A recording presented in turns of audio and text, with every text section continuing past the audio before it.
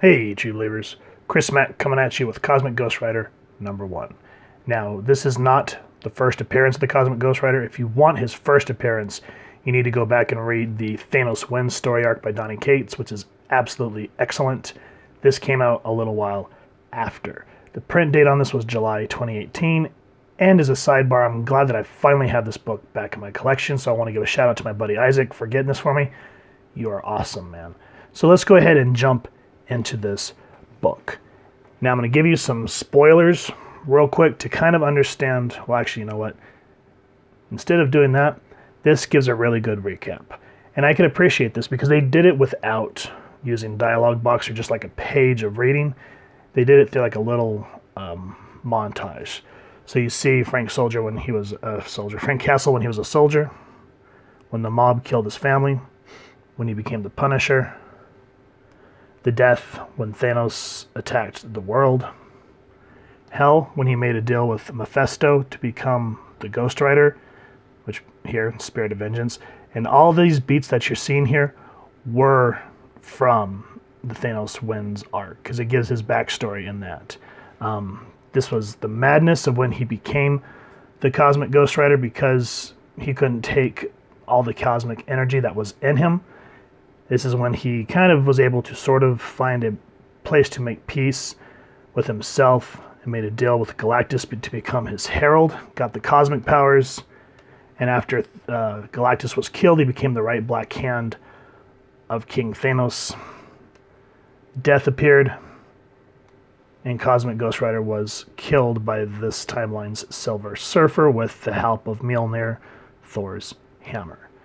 So boom, boom, boom. We got some beats, got some decent art to show what leads up to Frank Castle now being in Valhalla, because that's where he was brought after he died. Now, what kind of turned me off when I first read this book way back when was the art. Now, don't get me wrong, it's good for what it is.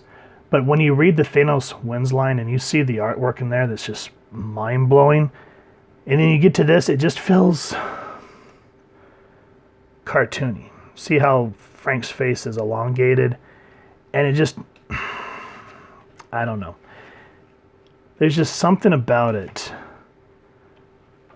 that just did not strike me the way the original artwork did. You see him sitting here next to the Rainbow Bridge. Now, you could say, to a degree, this kind of reminds me of the psychedelic stuff that you'd see back in the early Silver Age of like Doctor Strange and stuff like that. But I think if I hadn't read Thanos Wins, I think I wouldn't have had a bias at that point. But here we have a moment with Odin, who explains why he brought Frank Castle to Valhalla. But Frank, while he's there, keeps causing trouble, as we just saw a couple panels ago. And Odin asks him, he goes, "Why must you rage against your reward?" He goes, "I never asked to be in your stupid heaven. I never asked for a reward." And he says, and this is where it kind of hits you a little bit, he goes, "I rode with Thanos, and I get a noble death. I get a reward. Well, my family's still dead. And no one ever ripped time apart to give them nothing. Ask me again why I spit in your face." So it's just kind of like, you can understand why he's bitter, because he's in the afterlife, but he's not with the ones that he loves. So Odin basically says, "I've washed my hands of you. So I will send you wherever you want, but I want to be rid of this mistake that I've made." But Frank says, "Will I be me? Will I keep my mind this time?" And so Odin's trying to say that, the cosmic power is never made for a mortal, but Frank may be able to, harness it because of the type of warrior that he is, hence why he was brought to Valhalla.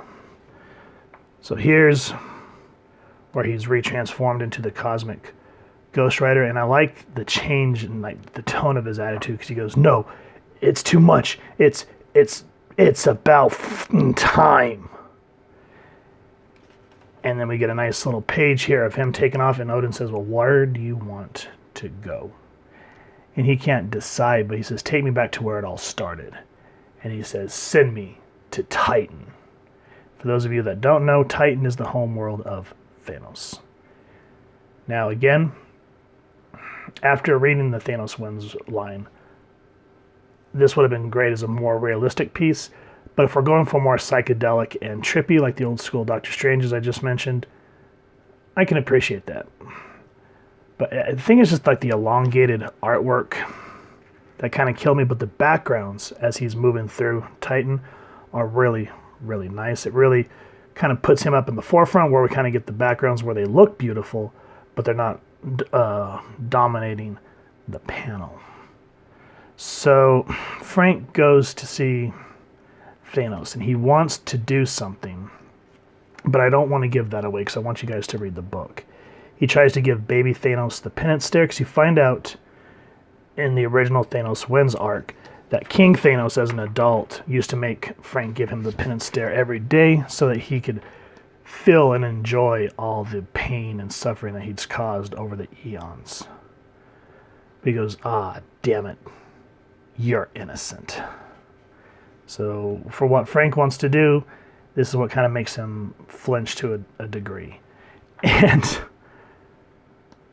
so he decides to do something different. Why is he with baby Thanos?